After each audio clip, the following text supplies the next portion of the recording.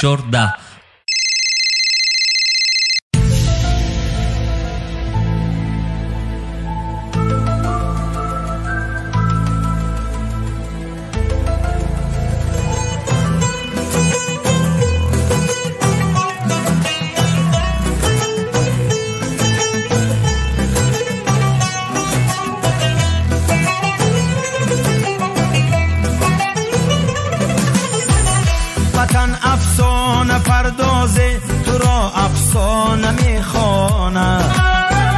حقیقت نام آثار حقیقت خانه میخواند یکی در کوه ساری شاد ماند قصر میبیند یکی کاشانه ای غم در بغل کاشانه میخواند وطن ای جان وطن ای دل وطن ای سرزمین گل بهشتی ما بهشتی ما بهشتی ما بهشتی ما.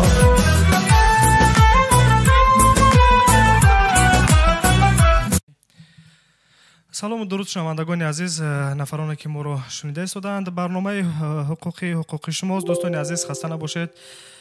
инҷо студияи марказии радиои муҳоҷир аст ва шумо мустақиман садои маро аз радиои муҳоҷир мешунавед. дӯстони азиз, дар меҳмонии имрӯзаи барномаи ҳуқуқи шумо иштирок доранд ҳуқушиносони соҳаи муҳоҷират Анвар Бобоев ва Каримҷон Ёров. хоб, дӯстони азиз, имрӯз сари масъалаҳои муҳоҷират, масъалаҳои тартибу низом ва умуман ҳамон масъалаҳое ки вобаста ҳастанд ба ҳуқуқи шумо дар ҳудуди Федератсияи Русия ва дигар масъалаҳое ки шумо мехоҳед баррасӣ кунед, метавонед ба ҳуқушиносони соҳаи муҳоҷират саволҳои худро ирсол кунед. телефони мо дар студия фаъол аст 8967 111 56 46 8965 151 014. дӯстони азиз, моро дар рӯи мавҷи радиои муҳоҷир мустақиман шунида истодед. ҳамчунин дар шабакаҳои иҷтимоии YouTube ва Facebook тариқи навории онлайн видеоӣ метавонед ки тамошо кунед. саволҳои худро метавонед дар комменти шабакаҳои иҷтимоӣ гузоред. ҳамчунин тариқи мессенҷерҳои Viber, WhatsApp, имо метавонед дар шумораҳое ки дар рӯи экран дида истодед ирсол кунед. хоб, дар студия такрор мекунам бори дигар ҳузур доранд ҳуқуқшиносони соҳаи муҳоҷират Анвар Бобоев ва Каримҷон Ёров. меҳмонони азиз, шуморо хушомадед мегӯем. ташаккур ки пазируфтед даъвати моро ва ташриф овардед ба студияи марказии радиои муҳоҷир. марҳамат. хуш бошед. раҳмати калом барои даъват. ака Анвар Бобоев, марҳамат, ягон гуфтание бошед дар оғоз. саломат бошед. хоб, шунавандагони азиз, барномаро 18:10 дақиқа оғоз кардем. тӯли 1 соат бо шумо ҳастем ва агар саволҳо бошанд, марҳамат, метавонед занг бизанед ва тариқи SMS паёмакҳо саволҳои худро илсо кунед. хоб, то ин дам саволҳо ҳастанд дар ин ҷо ки давоми ҳафта мо эълонро дода будем дар нашрҳои хабарӣ. саволҳо зиёд ҳастанд, ба дасти мо расидаанд ва ака Анвар ва ака Каримҷон Ёров, дар оғоз мехостам як кӯтоҳакак суҳбат кунем сари муҳоҷирати имрӯза, сари вазъи ҳуқуқе ки имрӯз бештар кадом ҳуқуқҳои муҳоҷирон дар ҳудуди Россия поймол мегардад. марҳамат. пеш аз ҳама салому алайкум шунавандагон, муҳоҷирони кори дар Русия ва берун аз Тоҷикистон буда, новобаста ки дар кадом маҳал ҳастанд ё ки дар дигар давлатҳо ҳастанд, ба ҳар ҳол муҳоҷир ҳастанд.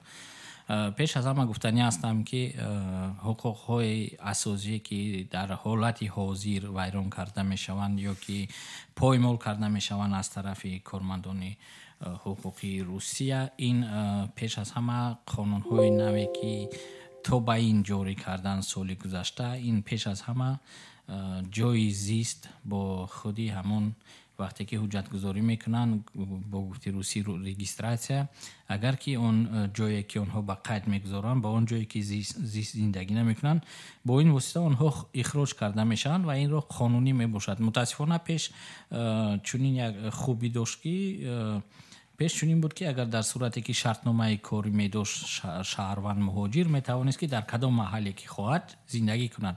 вале мутаассифона аз соли гузашта чунин қонун иваз шуд ва мутаассифона акнун қонун дигар шуд ва одам вақте ки дар ягон ҷо ки зиндагӣ кард, ҳатман бояд ки қайдаш дар ҳамон ҷо бошад. яъне дар ҳамон варақаи қайди маҳалли иқомат куҷое ки нишон дода шудааст бояд ҳатман тибқи қонунгузории ислоҳ шуда ки дар ҳамон ҷо бояд зиндагӣ кунад. агар дар сурати зиндагӣ накардан дар он ҷо, дар сурати зиндагӣ накардан агар ки ба идораи пулис баранд, пулис метавонад ки ба ҳудуди 5000 рубли русӣ ҷарима кунад ва инчунин агар ки ӯро ба додгоҳ яъне ба суд баранд, он гоҳ ҳатман ихроҷ карда мешавад. ҳам ҷарима карда мешавад ба 5000 рубл ва ба муддати 5 сол аз ҳудуди Русия ихроҷ мешавад. бале.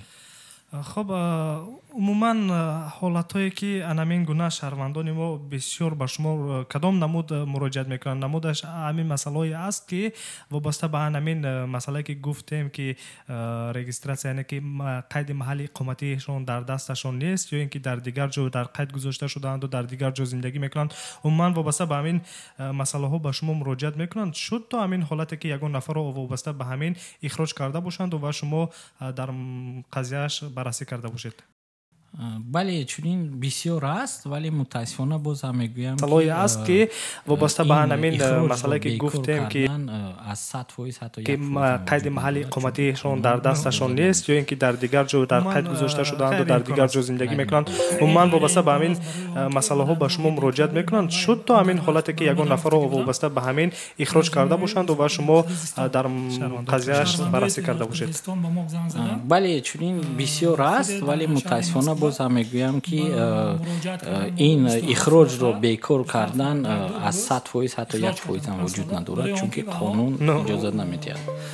من غیر امکان است. غیر امکان است. برای اون تلفن کردم و گفت که من وای در وقت برآمدم گفته که بودم گراجدانیای قرقیزستان شهروندای قرقیزستان با ما زنگ زدن. خود در شهر مسکو برای مراجعت کردن ما 27 نفر در 2 روز اخراج کردن 5 ساله برای آنکه با در همون جایی که رجیستراسی میگوییم زندگی نکردن. تلفن کردن با گفت اقلا رفته بین کدام استانوفکا کدام خانه کدام بیرون کدام پادیست عیناً همین سوالا پردادگی صورتا شهروند خودش گناهگار کدام بینا بله بغیر از این و باورینок جواب دادنش کار نه ترسیده با دلی پر و نه سود دانات نه وای یکم این وای اگر همین نکرد یگان کس کریم جان خیلی گفتن و حقوقش محافظت هم کرد نمیتوند 100% میبرد 5 سال. یعنی که بسیار از خودش وابسته است. دوم به همین مسئله من با یک بار دیگه تکرار میکنم شهروندان تاجیکستان اگر مواد بیاد و همه خوانند قپد وای گوید که من 3 روز شد آمدم من حقمای 15 روز من حقمای برای از یک جا کوچیدن به دیگه جا کوچیدن یا که از آمدن با فرزند تولد شدن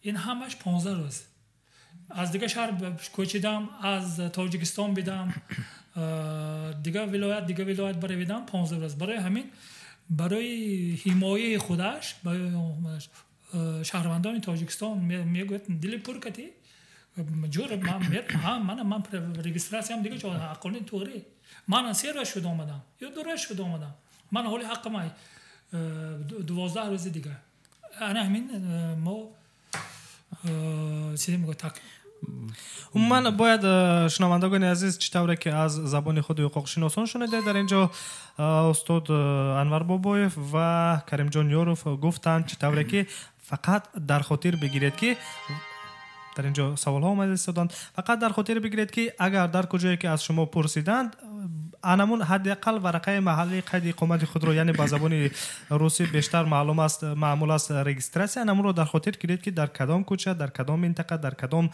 بنا شما در کدام آشیانه حداقل اگر امکان باشد باید زندگی کنید که حتما این سوال رو از شما پرسان میکنن وقتی که باز داشتن شما رو و با دل پر باید جواب دید نه ترسیدن نه هراسیده. یک چیز رو اضافه کنم پیش از همه من به هر حال 3 نفر رو اخراجشون بیکار کردم شهروندان ازبکستان 2 نفرش بود 1 نفر از تاجیکستان با اون که من راه یافتم از خودی همون محل همون ثبت ویدیویی همون خودی подъездро гирифтам ки дар барои дигарон 7 рӯз ҳаст. 7 рӯз метавонанд ки сабт накунанд. Барое ки ихроҷ кунанд аслан бояд ки кормандони полис 7 рӯз худи ҳамон нозири минтақавӣ ёки кормандони хадамоти муҳоҷират ҳар рӯз қайд кунанд даромадану баромадани вайро бо расм, бо соата, бо вақташ. Вале мутаассифона инро намекунанд, додгоҳам ба ин нигоҳ намекунанд. Ман ҳамин худи ҳамин наворҳоро гирифтам. Хай бо ҳар ҳол бо шиносу бо ин вай гирифтам ин наворҳоро. Бале ман ҳатто суд намехост ки қабул кунад. Ман гуфтам ки болотар чӣ мекунам, марҳамат ин ки инҳо ҳамагӣ як рӯз омадагиянд дар ин ҷо. Боз аз ин аҷоиб ин кор ин буд ки онҳо дутои онҳо рӯзи иди қурбон омадагӣ буданд. Рӯзи ид буд. Ман гуфтам ки ин иди мусулмонҳо аст. Мусулмонҳо ба тамом ҷо мебиёнд. Онҳо дар он ҷо дар омадану онҳоро боз гирифтанд. Шаҳрвандони Русия буданд, сар доданд. ин нафарон бурда ихроҷ карданд. Ва ман 3 нафар ва 2 нафар аз Ӯзбекистон, 1 нафар аз Тоҷикистон ихроҷашон бекор кардам. Барои ҳамин ҳаракат кунанд ки ба ҳар ҳол агар ки онҳо дар дигар ҷо зиндагӣ кунанд, ҳатто ҳамон корти он ки метро мегузаранд ёки аз автобус ёки гиҷо бисёр мераванд, ҳатто он ба кор мебиёяд агар ки аз ҳамон ажит истифода доранд. Онҳоро ина мисол гирем ки дар воқеъ дар онҳоро даъват мекунанд. ҳамин ки аз ҳамон изгоҳ як қадам мондан аллакай онҳо ба ҷои маъмун дохил мешаванд. Чаро ихроҷ мекунанд? Чунки он ҷо маъмун минтақаи маъмул аз тарафи хадамоти махсуси Русия ФСБ маъмун аст. муҳоҷирони мо намедонанд. вақте ки мо чандин борҳо ҳузури муҳоҷирон дар он ҷо маъмун шудааст. бале хориҷиён ҳузури хориҷиён бале умуман фарқ надорад ки виза дорад ё ки ин мо барои ҳамин чанд бор мо хостем ки ба мо ҳамун харитаро диҳанд ки мо муайян кунем муҳоҷирон. мо гуфтанд ки ин пинҳон аст, ин мумкин нест. барои намесем сири махфиз ба ин хотир. خب تشکر از شما با سوال‌ها جواب پوره دادین. فکر میکنم شنوندگان عزیز درک کردند این مسئله رو. خب دوستان، نفرانی که با ما تازه به برنامه ما پیوستند، تشکر که ما رو شنیده استادید و همراهی کرده استادید. روی موج رادیوی مهاجر برنامه مستقیم حقوق شما جریان دارد. دوستان عزیز، ما رو روی موج رادیو مستقیما شنیده استادید، همچنین در شبکه‌های اجتماعی فیسبوک و یوتیوب مستقیما تماشا کرده استادید طریق ویدیوی آنلاین نواری. خب در اینجا یک نفر با نام جمال اسمتوف نویسنده است در فیسبوک. سلام کریم جان یوروف، میخواستم فهمم که ما در مسکو کار میکنیم با افیسیالی در کارخانه GBU жилишни کار میکنیم. ما پاتین قطعی کار میکنیم، ماهانش سر وقت میسپاریم، ولی از ما کارخانه با 13% میگردد از گوشه معاشمون. میخواست از همین را فهمد که ممکن است یا نه؟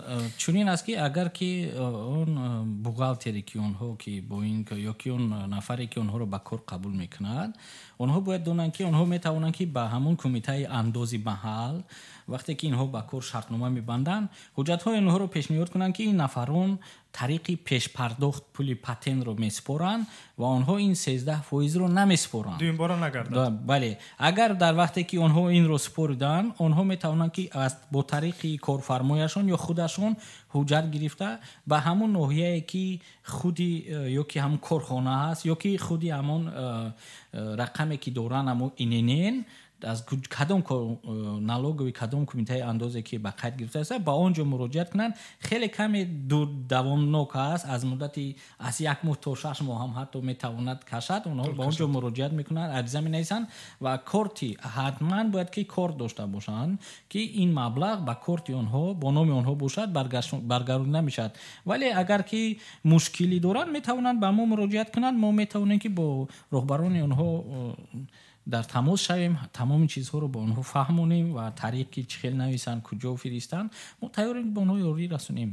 خب تشکر. فکر میکنم جمال اسمتوف با سوال خود جواب گرفتن. در اینجا یک نفر دیگر با نام سهراب نویسنده است از ولایت مسکو. در شبکه اجتماعی одноклассники سوال فرستاده است، گفته است که کوتای RVP از کجا گیریم، اساساً به کی داده می شود؟ مرحمت اکی квоти РВП кадом район бошад? аз Москва ё вилояти Москва гуфтааст. аз куҷо гирам, чӣ гуна гирам? вилояти Москва бошад, ҳамон кадом шаҳранд бошад? шаҳри Москва, вилояти ноҳияи Москва, ноҳияи вилояти, ноҳияи вилоятанд. мисол шаҳраш бисёр, мисол аз Клин, Серпух, Подольск, Люберцы, умуман дар кадом минтақааш набошад? Отдел по вопросу миграция ОВМ медарон ариза менависанд.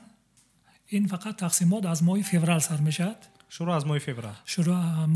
моҳи феврали 2020 сар мешавад. вилояти Москва 5000 та квота додан. 5000 квота ҳаст. марҳамат мекунам. шумораи умумии 5000 барои кулли муҳоҷирон ё ин ки фақат барои шаҳрвандони Тоҷикистон? барои кулли муҳоҷирон. хуб, ташаккур барои ҷавоб гардонидантон ба ин сол. инҷо як соли дигар омадааст. нависондааст як нафар 3915 дар WhatsApp нависондааст ки патентам срокаш 10 рӯз гузаштааст. метавонам ки аз нав патент гирам. регистратсиям срокаш буд нашудааст. яъне ки анамон маҳалли қайди иқоматаш муҳлаташ анҷом нашудааст, лекин патенташ муҳлаташ анҷом расидааст. вақте ки патент ҳатто агар як рӯз гузарад аз пулаш вай бекор мешавад. такроран ин нафар танҳо он вақте гирифта метавонад ки як сол аз ҳамон муҳлати патенташ ки кай тамом мешавад. мисол гирем ки агар ин моҳи мисол моҳи сентябр гирифта бошад, то сентябри дигарро гирифта наметавонад ин нафар. ин нафар аллакай бояд ки аз ҳудуди Русия берун барояд. метавонад ки дар метавонад ки як сол метавонад ки ворид шавад такроран, неки зиёда аз 3 моҳ патенташ ки кай тамом мешавад. патент наметавонад. баъди 3 моҳе ки дуюм бора медорояд бояд барояд. ин моҳи мисол моҳи сентябр гирифта бошад, то сентябри кор надорад. хуб, 3915 агар моро мешунавед, ҷавобатонро гирифтед, шунидед ки то давраи як сол агар сипарӣ нагардад, шумо патент гирифта наметавонед. дар Русия бояд ки аз ҳудуди Русия бароед. агар метавонед, агар хоҳишатон бошад ки дар ҳудуди Русия дароед, фақат метавонед ки давоми аз Русия бароед ва давоми 3 моҳи дигар дар ҳудуди Русия гаштугузор карда метавонед. фақат ба анамон корти муҳоҷиратӣ ки нишон медиҳед, ба фикрам часни бояд. иҷозаи кори надорад. иҷозаи кори, ҳуқуқи иҷозаи кори надоранд. нафари дигар дар имо бо номи Бурҳон мегӯяд ки ман дар Челябинск зиндагӣ мекунам. мегӯянд ки аз соли 2020 дар Челябинск таксиронӣ барои муҳоҷирон манъ мешавад. рост аст ё на? ин вобаста ба ҳар маҳал ҳаст, ба ҳар ноҳия ҳаст. губернатор, роҳбари ҳамон вилоят метавонад ки бо хости худ иҷозат додааст аз тарафи қонунгузории Русия ки бо хости худ он соҳаое ки ҳисоб мекунад ки ба муҳоҷирон, мисол ба мардуми таҳҷои маҳаллӣ даркортаранду метавонанд кор кунанду ва мехоҳанд мисол ба мисли гуфтааст ки такси ё ки дигар мусофирбар ин мардуми таҳҷоиро мебарад, хатарҳо ҳам дорад. мисол аз рӯи бехатарӣ онҳо метавонанд ки манъ кунанд ва ҳуқуқ ҳам доранд. чунин гапҳо ҳастанд ки ҳатто дар Москва дигар шаҳрҳо ҳам бо ҳуҷҷати ронандагии русӣ бояд ки аллакай ин кор шавад. рости ҳамин гуна як хабар низ мо чанд рӯзи пеш дар бахши хабариамо низ пахш карда будем дар минтақаи Хабаровск. ҳамин гуна як қароре агар хато накунам бароварда шуда будааст аз ҷониби анамон губернатор мегӯем, роҳбари минтақа мегӯем ки дар он ҷо низ аз 1 январи соли 2020 дар хотирам аст ки ман ин хабарро дода будам. аз 1 январи соли 2020 ба фикрам ҳуқуқи рондани муҳоҷирон ба автобусҳои байнишаҳрию берун аз шаҳрӣ манъ карда шудааст. шумо худ як фикр кунед ки дар вилояти Новосибирск аллакай 2 сол шуд ки 20 қисми зиёда аз 40 намуди корҳо барои муҳоҷирон ман аст. ҳатто ки дар боғчаҳо кор карда, муаллим кор карда. муаллим ки барои муаллимон патент дар кор нест, иҷозатномаи корӣ. онҳо метавонанд ки рӯи ихтисос шартномаи яксола банданду кор кунанд, вале инро ҳам манъ карданд. ҳатто кушодани ҷамъиятҳо аллакай манъ аст дар он ҷо. ҳолон ки қонунгузории Русия иҷозат метиҳад шудани ин ҷамъиятҳоро, вале дигар қонунаш инро манъ кардааст. яъне ки қонуни анамун регионалӣ мегӯем минтақавӣ ба қонуни федералӣ мухолифат надорад? дорад мухолифат, вале пеш мисол гирем хадамоти муҳоҷирати Русия ки дар Москва буд, ҷои асосияш метавонист ки фармон диҳад ба тамоми хадамотҳои майдаи дигар вилоятҳо. ҳозир чунин минтақавӣ нест. ҳозир ҳар як минтақа метавонад ки мувофиқи худаш қонуни худашро қабул кунад. бубинед ки барои гирифтани РВП ҳамун иҷозати муваффақатӣ бисёри маҳалҳо ҳамун минтақаҳо пеш аз ин яксола патент мепурсанд ки як сол кор карда бошад, ҳарчанд дар қонуни федералӣ чунин наомадааст. ولی دوستان از آنه که در منطقه در حدود روسیه 85-86 منطقه هست و هر یک سوبیکت خودش منطقه خودش بخش خود پارلمانت قانونگذاری خود را دارد وابسته به از امکانیات خود و وابسته به شرایط منطقه خود آنها قانونگذاری منطقوی خود را معین میکنند و جاری میکنند که چطور ҳуқушиносон گفتند در بعضا حالتها شاید مخالفت کند با قانونگذاری فدرالی. دوام نویسنده است که سراغشان بود نشده است، مهلتشان به انجام نرسیده است، لیکن این نفر گم کرده است همه همونا را. چی باید کرد؟ اگر پاتنت وایش هم گم باشد شعبه کارهای داخلی همون محل رفته عریضه می نویسد حتما در باره گم شدنی حجت‌هایش یگان وای ندارد. این اگر عموما از نو گرفته می شود، برقرار کرده می شود، ولی به شرطی که همون مهلت پولسپوریش نگذراند. می تواند که طریق آنلاین یا که رفته همون از روی همون حجت‌هایی که فقط نویسنده است که سراغش بود نشده است، یعنی که مهلتش به انجام نرسیده است.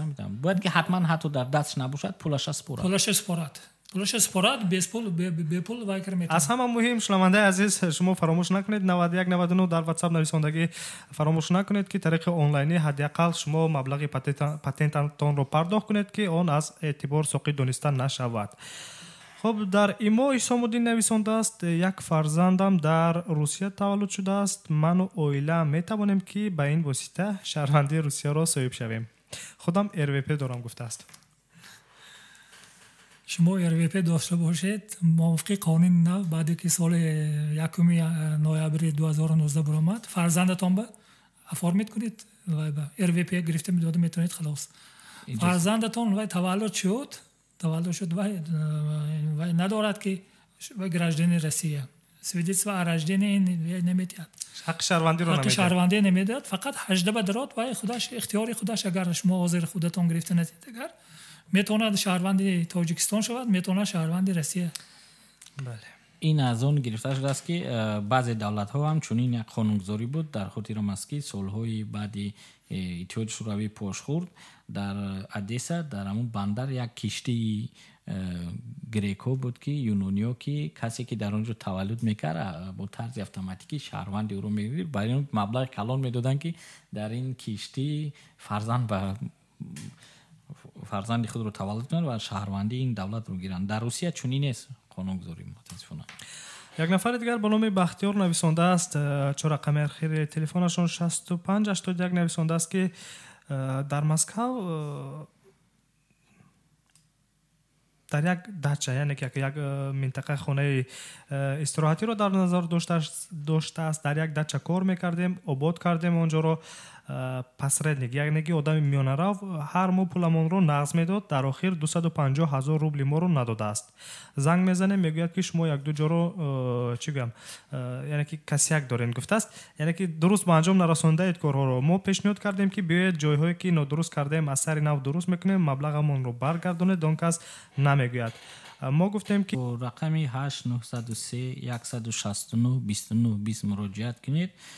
ما باید که مفصل در این باره معلومات گیریم و چندین راههای دارد که برای گرفتن این مبلغ اگر که با واسطه هرچند که آنها رو ترسانده است فهمیدن در کار که آنها اجازتنامه کاری پاتنت دارن یا ندارن یا که در محلی که زندگی میکنن آیا این میانه رو میدوند که همون ادرسی حجتگذاری آنها با این خانه درست هست یا نیست.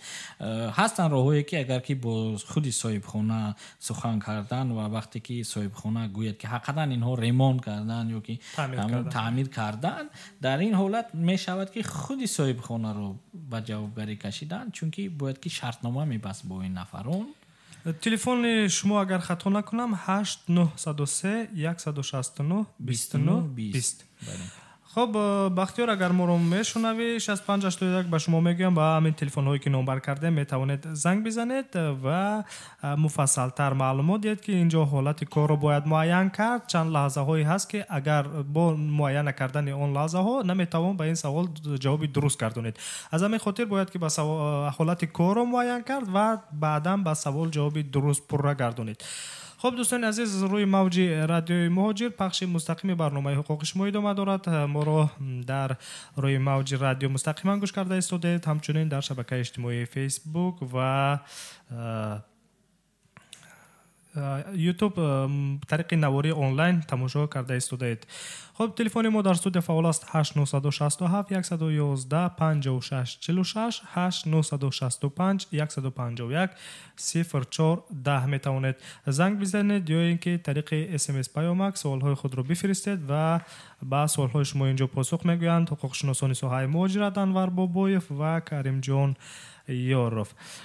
خب میخواستم یک سوال کنم در مسئله مهاجرت نسبت به سالهای پیشین امروز کدام مشکلی ها بیشتر به نظر می رسد؟ کدام مشکلی های پیش آمده است که مهاجران از این نه همش آگاه هستند و بیشتر در همین نقض قانونگذاری خطا میکنند و اخراج میشوند یا اینکه به نقض قانونگذاری گناهکار میشوند؟ چی نویگری ها تغییر داده است؟ چی نویگری ها پیش آمده است که مهاجران بیشتر نمیدانند و بیشتر به همین نوع خطاگی دست میزنند؟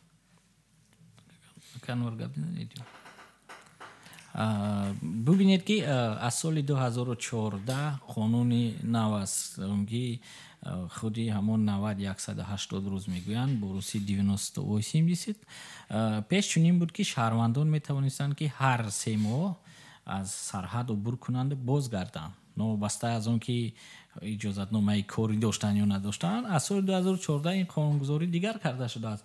ولی متاسفانه خیلی که در ما میگن یک گپ میزنی وقتی که یک کارشناس این ساحه گپ زند دیگرش میگوید که فلانی 20 بار رفت 50 بار یگان سخن است و همون یک رادیو استانسیه معروفه که میگن فقط همون رنگ همون زنکوی لب یوم میگن. متاسفانه همچنین است که بسیار مهاجران تا به حال میگویند که وقتی که میگوید که چونین است میگوید این قانون کی برآمده است و این قانون از سال 2014 بود. ولی متاسفانه که آگاه ندارن بعضی ازشون. آگاه هم داشته باشن اونو یک با شما یک سخن میگن وقتی میگوید که درست نیست اونو میگن که ما رابط ننویسیم، ما کور ننویسیم، ما چسب ننویسیم، ما ترانزیت ننویسیم، ما مثال گوشت ننویسیم. اون نوبسته از اون که شما چی نویسید قانونگذاری متاسفانه چونین است. و دیگر اون چی که مهاجران ما بیشتر زلال دیدن و پیشتر گفتم اون قانونی که در اومد که باید که در کجایی که در قید مانده شده ای در همونجا زندگی کنید. بعد این علاقه اون ساختارها، اون فیرماها، اون کارخانه هایی که به قید میگرفتن، مثال گیریم که در خود یک آفیس تا 1000 نفر هم به قید میموندن. اکنون فکر کنید که حاضر نوآوری بیزیبی که برای مهاجران است این است که با اون نفرانی که به قید میمونن اجازه داده شده است که به اجازت مهاجر اونها رو از قید برارن. قسم زیادی مهاجران خصوصا در مسکو حاضر اجازتنامه کاری رو گرفتن نمیتوانن، حالا که تمامی حجت ها رو میسپرن، دکتر میگذارن، خودی سغورته میکنن، زبون میسپرن، همه حجت رو میگیرن. وقتی میرون برای گرفتن میگوین که خودی همون رجیستراسیون شما با قیدگیری در بعضا نیست یا که در یگان جا قید نشده است و آنها همون اجازتنامه کاری خود رو گرفتن نمیتونن، مجبورن که 1 سال بعد گیرن.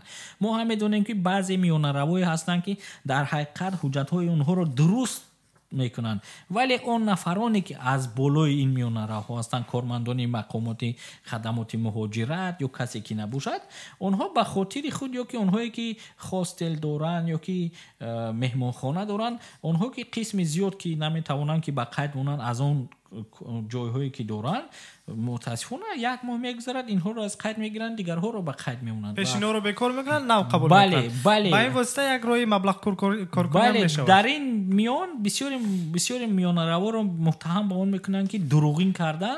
در اصل چنین نیست. اون میانروا بسیار میانروا سالهای سال که این رو با این راه پول مییابد و طرفدار اون نیست که یک نفر رو فریب بیاد که دیگر نفر به پیشی وای نبیاد. لیکن متاسفانه بعضی چنین کارا زیاد شده است.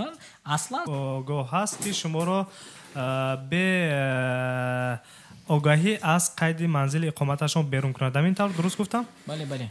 خب دوستان عزیز، در اینجا در استودیو ما همراهی کرده ایستادن ما رو حقوق شناسانی ساحه مهاجرت کریم جان یاروف و انور بابویف و همچنین تازه به برنامه ما پیوستند خب محمد صابیروف. خوش آمدید میگیم به برنامه شما رو. رحمت. سلام علیکم برادران و خواهران مهاجر، برادرانی که ما را گوش دارند. من محمد صابیروف، حامی حقوق مهاجران و امسال در امسال جایزه مهاجر سال خوشبختانه به من نصیب شد. بسیارم خرسند هستم. خب تشریف شما رو به استودیو مرکزی رادیو مهاجر خیر مقدم میگیم. تشکر که دعوت ما رو پذیرفتید و در برنامه ما رو همراهی میکنید. امسال شما غالب کدام نامیناسیون شدید؟ غالب مهاجر سال شدم من. غالب مهاجر سال اگر خطا نکنم کریم جان یاروف سال گذشته نصیب شما گردیده بود همین نامیناسیون. خب مبارکتون باشد. از اون که پیوسته دستگیری میکنید مهاجران رو تشکر میگیم. برنامه را ادامه میدیم دوستان. در اینجا نامه ها هستند، سوال ها بسیار هستند. سوال دیگر این حال در دست من است. 5969 در واتساپ انورا نویسنده است که آیا میتوانم خانه روم بازگشته بیایم؟ پتنتم 5 ماه دیگر دارد. بله، در صورتی که وابسته به آن که به کدام مهلت می رود میتواند که پولش رو پیش پرداخت کند و بازگشته بیاید. این یگان مشکلی ندارد. از همه مهمش وقتی پرداخت نگذارد. بله. اگر فرض کردیم که شهروند در تاجیکستان باشد لیکن یگان کس از یگان کس خواهش کند که در مسکو که مبلغ رو از تن من سپرد، میتواند سپرده. قبول میشود؟ بله. طریق آنلاین؟ بله میتواند. خب در اینجا سوال دیگر است. میخواستم از انور بابویف سوال کنم. پروینه از سمارا نویسنده است صاحب وید نژительства شدم. آیا با کودکانم کمک پولی و ماترینسکی کپیتال میدهند؟ نمیدهند. وید نژительства که تا شهروندی نگیرید. اگر شهروندی گیرید حقوق هم وای دارید. یعنی که همون نفری که این حقوق ها را دارد که پر شهروندی روسیه می باشد. خب تشکر. سوال دیگر آمده است در اینجا. من رجیستراسیا دارم لیکن من را پلیسیا داشت و گفت که رجیستراسیا قلبک است. 2 ساعت در شعبه پلیس باز داشتند، بعدا جواب دادند هیچ چیز نگفته. چه خیلی فهمم که این قلبک است یا اینکه نه؟ اگر قلبکی بودنش یکمش این که اگر خودش رفته به قید مونده باشد میتواند گوید که قلبکی نیست. حتی از دیگر طرف گیریم میشوند واقعی که حتما خود میسپرند و بعد وقتی که کارمندان خدمات مهاجرت یگان خطاگی میوبند یا که قانون ویرانکنی پیشتر ویران میوبند الکی قید میگیرند یا که نمیدهند. لیکن گپ در سر این است که اگر که با میان روها کرده باشد الکی مجبور است راهی که فهمیدنش این است که خودش مراجعت کند به خدمات. اینجا نه که یک چیز است که اگر که قلبکی باشد او رو اخراج میکنند در همونجا. بله، با این خاطر باز میتواند که طریق دیگر میان رو سنجد خود این حجت رو، برای که اگر که سر داده باشن گپ در سر اون است که شاید که باید حقیقتا در قید باشد. اگر که در قید نباشد پلیس اینجا 2 ساعت باز داشتن بعدن جواب داده. همین سوال دوری گذشته هم شدگی بود. من گفته بودم که از همه طرز آسان فهمیدن درستی رجیستراسیا شهروندی روسیه میآید و میدارد میگوید کسرکوپش میتید نکین. کسرکوپ فقط رجیستراسیا میتید. میدارد که شهروند روسیه میگوید من همین کار بگید توسیم بین همین دکومنتاش درست یا نه. یعنی که این راهش هم هست برای پرسیدن. کوتا همه نغزی بیخفش همین. به شرطی که اون کپی کسرکوپی را نگیرد اون کارمندی مهاجرت بخود که میتواند که در اومده بیند که نیست میتواند اخراج باید. راهش هست که فقط خواهش کند که پرسید و گردانده باز بیارید با هیچ کس ندید. بله. خب در اینجا یک نفر دیگر شنونده ما در ایمان نویسنده است که سلام علیکم رادیو مهاجر، به حقوق شناسا یک سوال داشتم. 4 روز پیش پلیس مرا در راه دستگیر کرد و حجت‌هایم را دید. رجیستراسیا من رو فالشیفکا گفت. راستی من این رو نمیدونستم. هرچند پتن و چکویم اصلی حقیقی است. آنها به این اعتبار ندادن مرا به پلیس بردند. در نزد من پروتکل نوشتند و گفتند که باید 5000 روبل یعنی که 5000 روبل اشتراف سپارم، ولی به من یگان کاغذ یا حجت یا این چک ندادند و خودم زنگ میزنم گفتند تا حال زنگ نزدند. اگر رجیستراسیا من فالشیفکا باشد پس از سپاریدن اشتراف من باید به گرانیسه رفته از نو کارت میگراسیونی گیرم یا باز پردلینی کنم لازم می شود یا نه؟ اکنون نگاه کنید که آنها گفتن که خود زنگ بزنیم. اینجا یک معما این است که онҳо барои санҷиш мумкин ки он рӯз ҳамон баъзеро дида натавонистанд, барои дертар санҷиш мекунанд.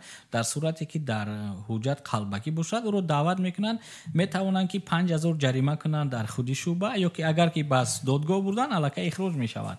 Ба ин хотир вай метавонад ки бале рафта дар сарҳад аз сар наомада ҳуҷҷатгузорӣ кунад, ин қонуниро маън накардааст, худ метавонад ҳар рӯз равад. Но гап дар сар ин аст, боз ҳам дар сар ин ки номаълум аст ки ин ҳуҷҷати он кас қалбакӣ аст ё не. чихеле ки анвар гуфтанд метавонад ки тариқи як шахси дигар ҳуҷҷаташро санҷад, агар ки қалбакӣ набошад метавонад ки равад.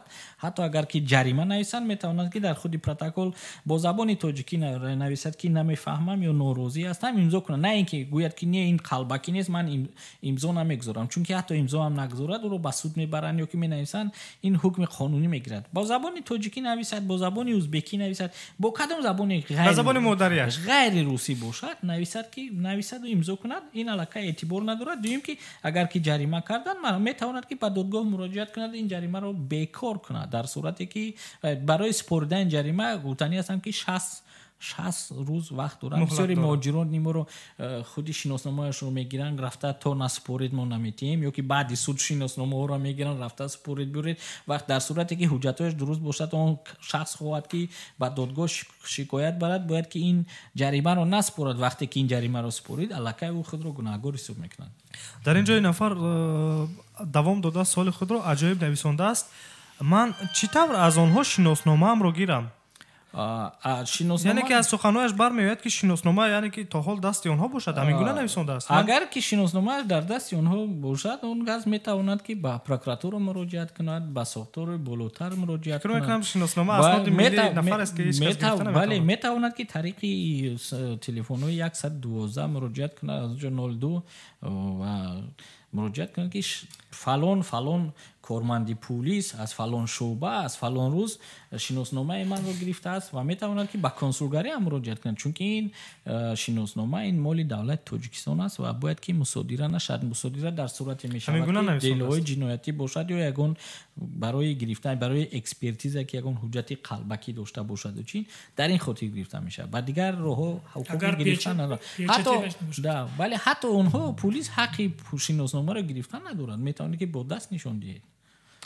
خب اگر مرا میشنن این نفری که در ایمان نویسنده اسمتون روشن نیست در اینجا، اسمتون فقط 3 نقطه نشان داده شده است. اگر مرا شنیده ایستاده باشه، صدای ما را شنیده ایستاده باشه، اگر شناسنامه شما در دست کارمندان شعبه پلیس مانده باشد، یکم به کنسولگری باید مراجعت کنید، دوم به پروکراتور، سوم یا اینکه به شماره 112 گفتید. بله زنگ زنید مراجعت کنید که شناسنامه ما میتواند مراجعت کنند. مرحمت میتواند به حقوق شناسان نیز مراجعت کنید. تلفن حقوق شناسان 8903 169 29 20 است. تلفن ما در استودیو فعال است دوستان عزیز. 8967 111 56 46 8965 151 014. چطور گفتیم دوستان عزیز، امسال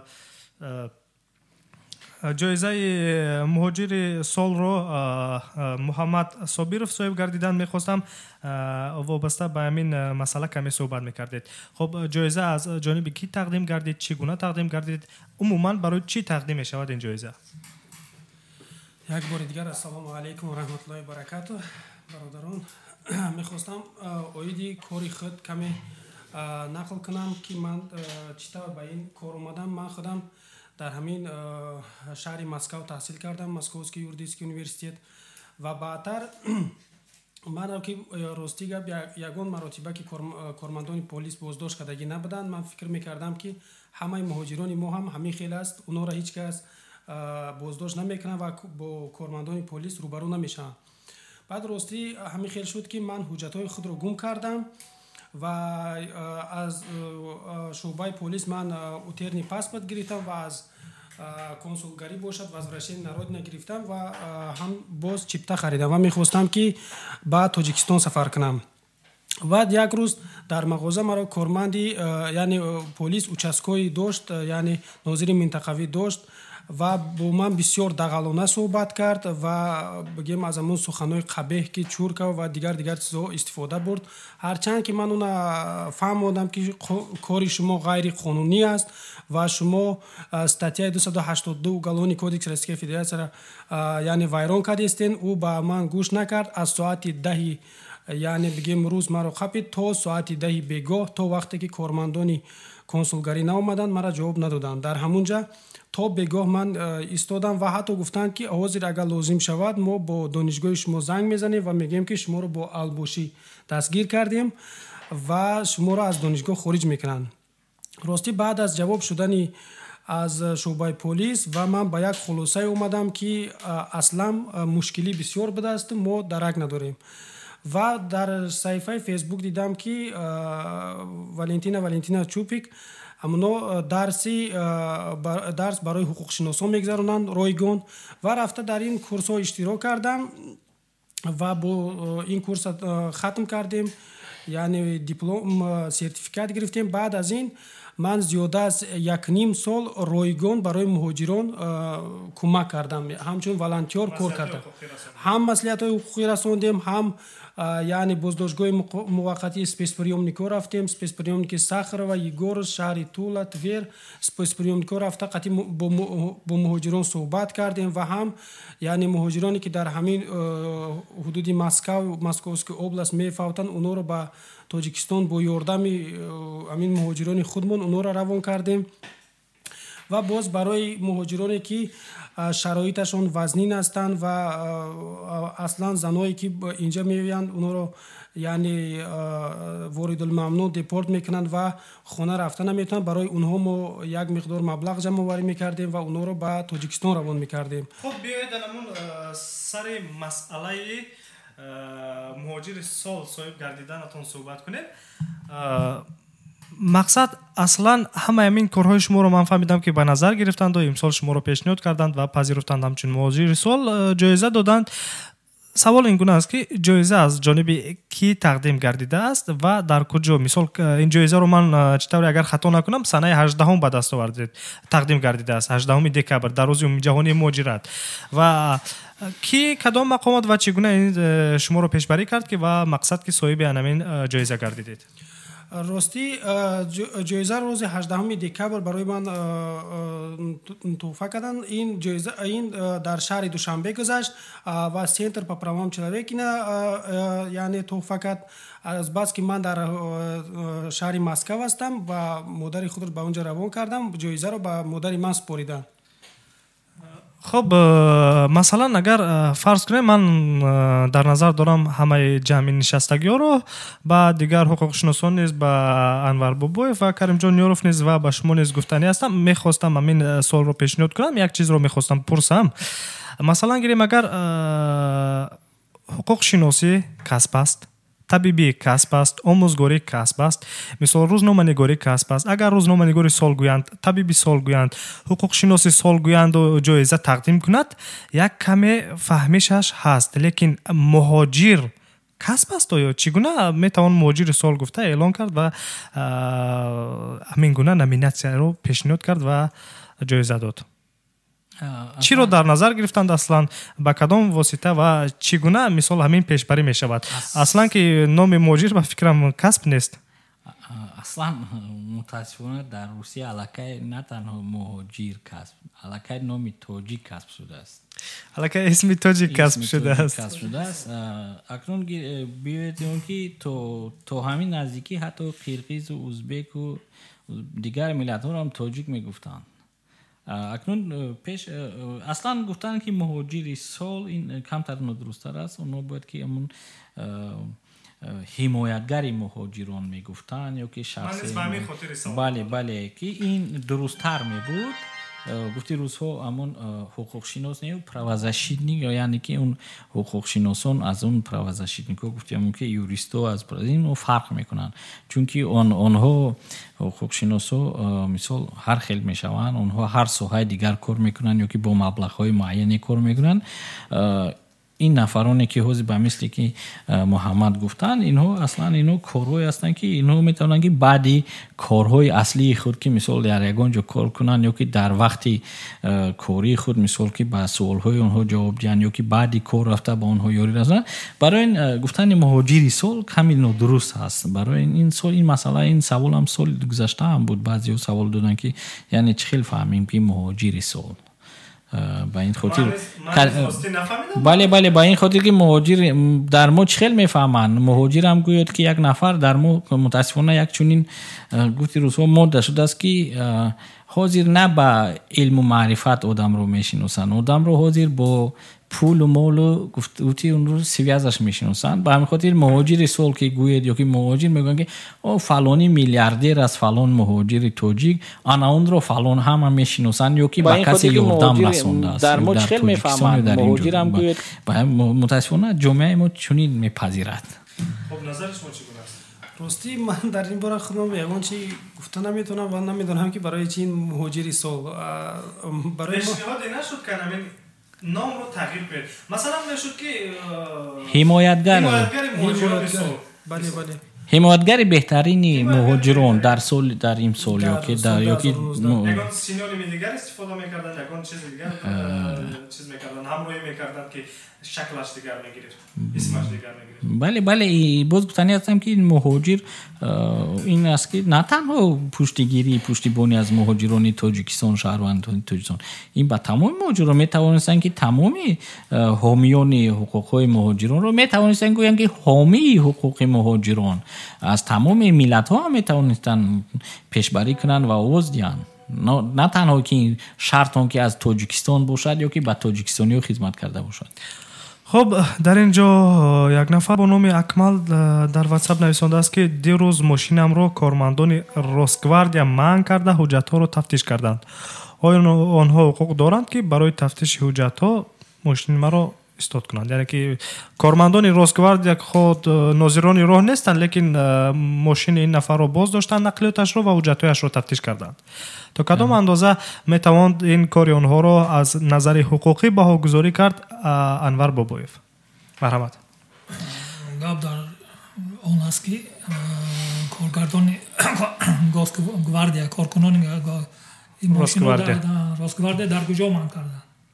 ممکن در اونجا در محلی که یک اپراتسی مخصوص گذراندن در اون دیگه باشد. اگر در این حالت باشد اگر حق و حقوق دارن و من کرده حجت ها رو دیده جواب دادن به، لیکن اگر هم تو داشتن به حق و حقوق ندارن و راننده حقوق ندارد که اگر هایکر براسد راستگواردیا وای دارد وای استادانش من کردم باید وای نشود.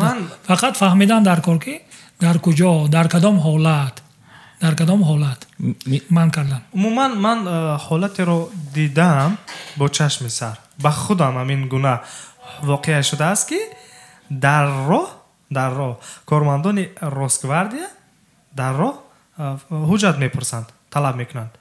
آنها را از لباسش من در میشناسم و حتی از ماشینشان هم ماشین خدمتی هم که دارند. عموما من میشناسم که طرزی مثال چی گویم همون نچاکایی که دارند و با همون زبان روسی خچون همون نشانه‌های کاری خچون دارند، عموما آنها حجت طلب میکنند و تفتیش میکنند که کارمند راستگواردیا هستند.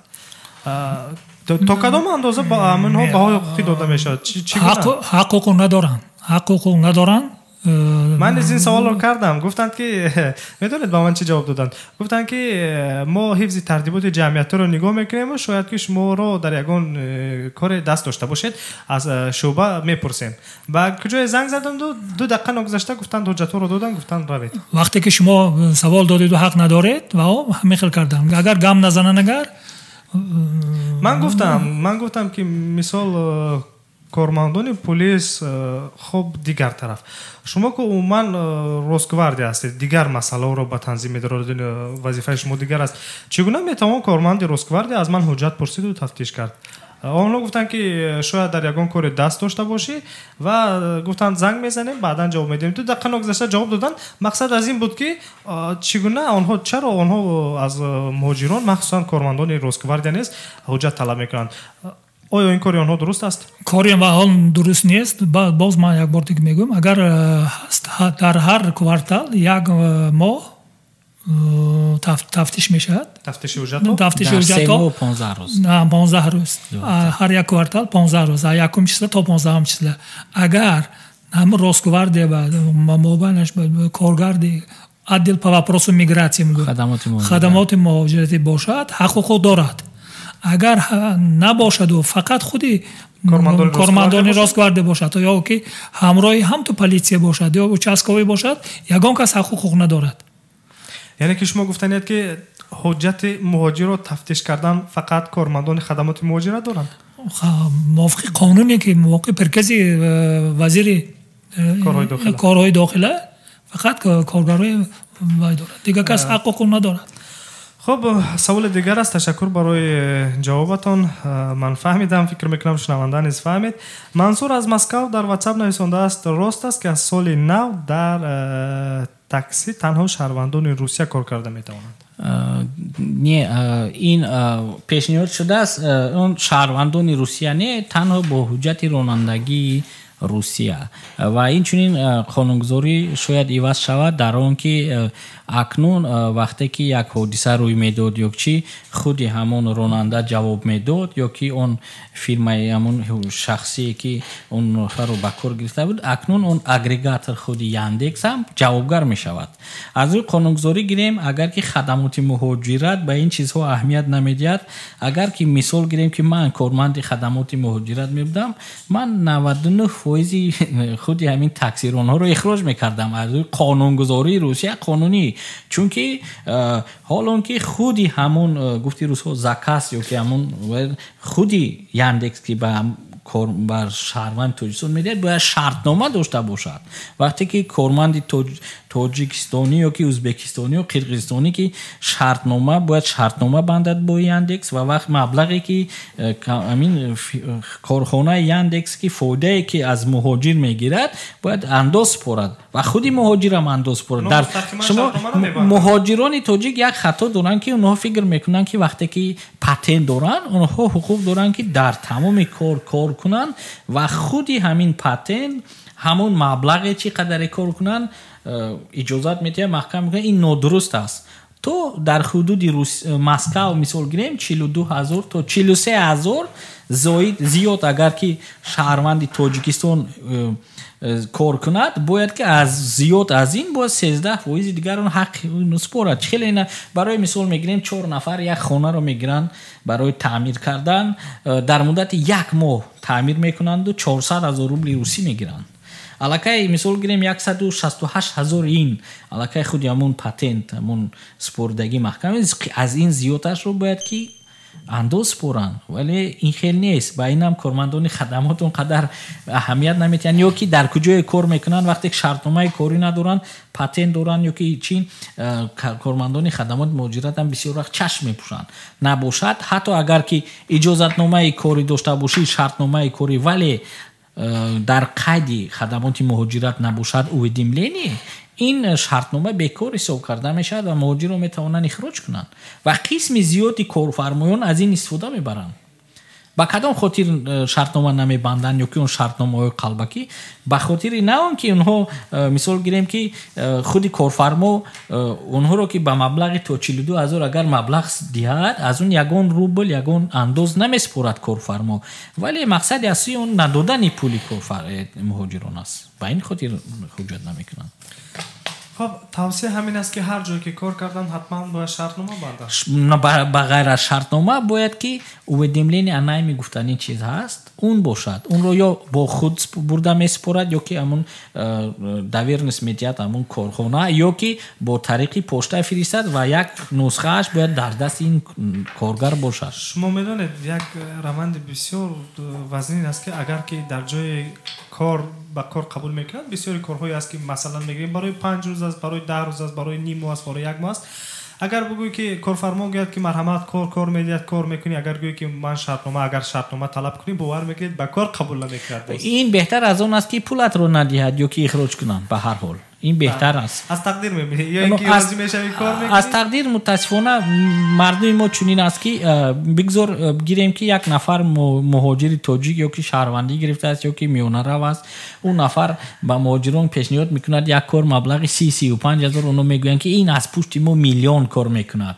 وقتی که یک دیگر ملت اونها رو 50,000 60,000 روبل میگن، اونجا میروند یک ماه پولش رو نداد، میگوید پولم رو نداد، با ما بسیار مراجعت میکنن. ما میگیم که کار نکنید، اونو میگن الکی 50,000 شد چخیل کار نکنید، خیلی یک ماه دیگه بسیم وعده داده است با 100,000 بعد 600 بعد 300,000 میشد، بعد اخیر میگه خیلی کیدت کرد. اگر که وای شهروندی تاجیکستان باشد برای 500 سوم تا خونه‌اش میروند، شب و روز و تا خیشونش روز نمیتین. متاسفانه ما چنین هستیم. یا که وقتی که مبلغ 200 300 هزار رو نمیتین، اونها یک پرفراتر یک از همون کارخانه یک چیز رو میگیرن که 5-10 هزار روبل روسی نرخ هم ندارد، میگن که پولمون مدیریت میده. من شاهدی بودم که 300 هزار روبل بچه‌ها رو ندادن، اونها دو پرفرات 5000 که 5000 حتی فروختن نمیشد گرفتن. اون کارفرما عریضه نویس بس با پلیس با 100,000 روبل دیگر دادن که این دو نفر رو از پلیس خلاص کنن برای دو پرفرات رکین. یعنی که بله اگر با چی گویم با زبان قانون گیریم اینجا دزدی شد. بله ماده 150 شد. بله دزدی شد. برای انمون گفت شما دو تنگه که همون 10,000 5,000 میستد، هم پاچه خود رو در جنایت گذاشتند، هم مبلغشون رو باز پس گرفتن نتوانستند و هم 100,000 دیگر سوختند. بله وقتی که سوال میدی چرا شما اینقدر کار میکنید و پولت رو نمیدید، خیلی اکک جو رویم جای خوب نداریم خروکه نداریم. اگر که شما خیلی برای جای کار برای جای خوب خروکه کار کرده باشید، پس چی دعوا میکنید که مبلغمون رو ندادن؟ بله دوستان عزیز، به هر حال احتیاط شدن در کار. در اینجا سوال ها هستند. یک نفر دیگر در فیسبوک کمال خان فیضلوف نویسنده است مهاجرت بیماری است، نباید جایزه داد بلکه طبابت میخواهد. بله دوستی عزیز کمال خان فیضلوف، ما این دردی که هست ما نیز میدونیم، این رو ما نیز احساس میکنیم و تا جایی هست مهاجران اینجا فعالیت میکنند و در کم و بیش زندگی که پیش میآید ҳуқуқшиносони соҳа ҳастанд ва ҳамватанон ҳастанд, кӯмаки худро кӯмаки ройгони худро мерасонанд. муҳоҷират як раванд аст. чӣ кор кунем? дар дигар давлатҳо низ мушоҳида мешавад ва имрӯз низ дар мо низ дида мешавад ва ба ҳар ҳол то ҷое ки ҳастанд, мисол агар кӯмакҳои ҳуқуқии худашонро мерасонанд, агар фарз кардем инҳо набошанд чӣ кор мекунанд?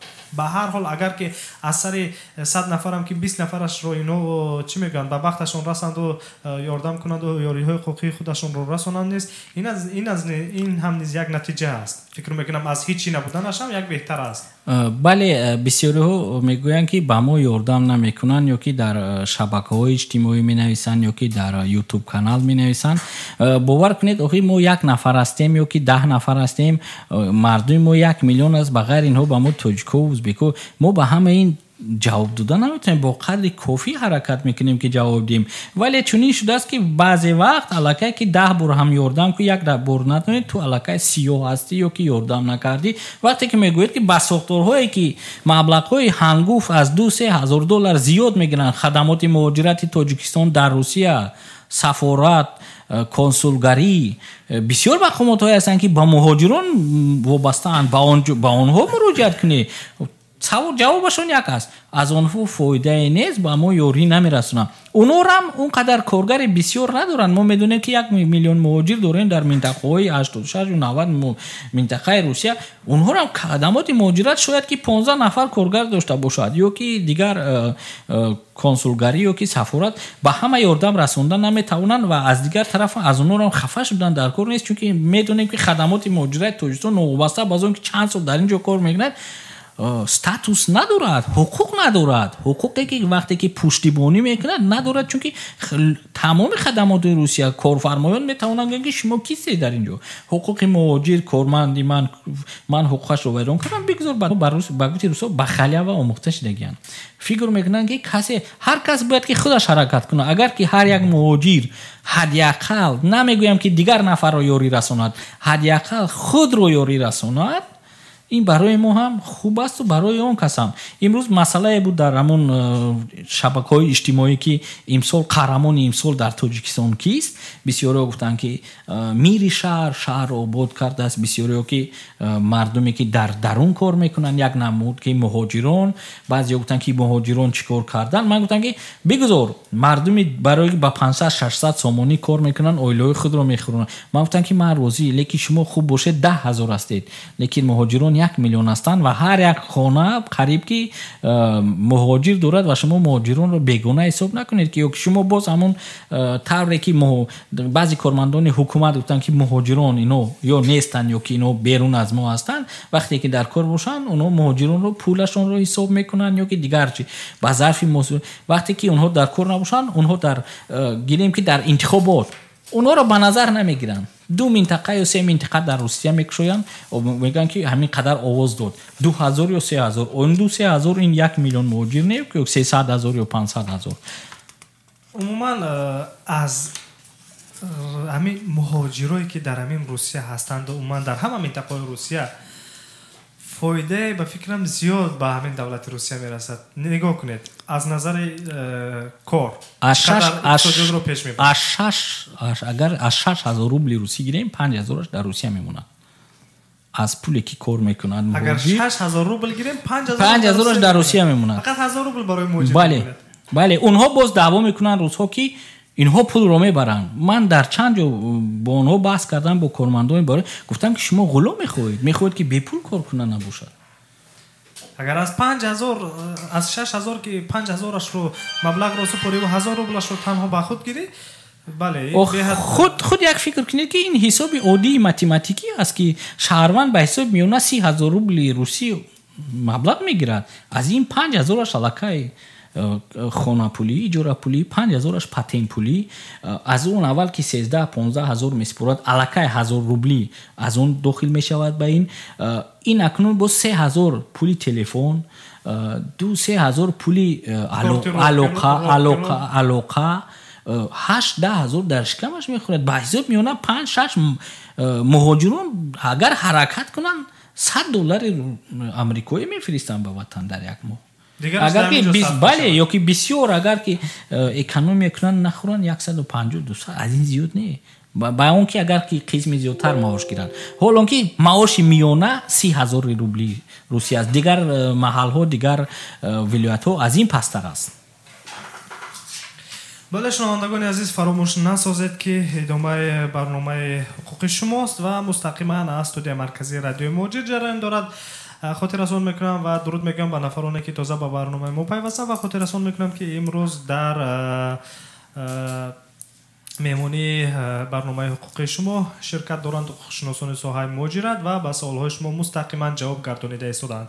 امروز 20 دکبر سال 2019 است و ساعت در مسکو 19:14 است. دوستان عزیز سوالها هستند در اینجا. من میخوام که خب یک چیز رو گفتن هستم. فکت و رقم هایی که در اینجا گفتن دوستان عزیز، برای درستی فکت و رقم هایی که از دیگر منبع ها استفاده می شود رادیو مهاجر مسئولیت ندارد. رادیو مهاجر به خاطر گوناگونندشی خبر و موضوعات رو نیز منظور شنوندگان میگرداند که خلاف موقعش می باشند. خب دوستان عزیز در اینجا یک سوال دیگر هست. میخوام به این سوال محمد سوال جواب گردانند. یک نفر با نام جمال اسمتوف نویسنده است که کسی زنگ میزند میشنویم یک جا زنگی کوتاه. خب یک نفر در اینجا نویسنده است با نام جمال اسمتوف. سلام، میخواستم فهمم که من پتنتم را پیش پرداخت کردگیم ولی در ماه ینور پتنت قیمت میشود، چی خیلی میشود؟ میخواستم به این سوال شما جواب گویید. راستی وقتی که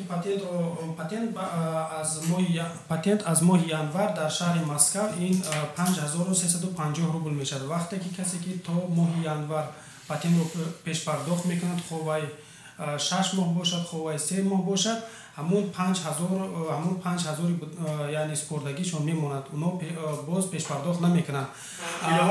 نه بله ایلوا نمیکنن.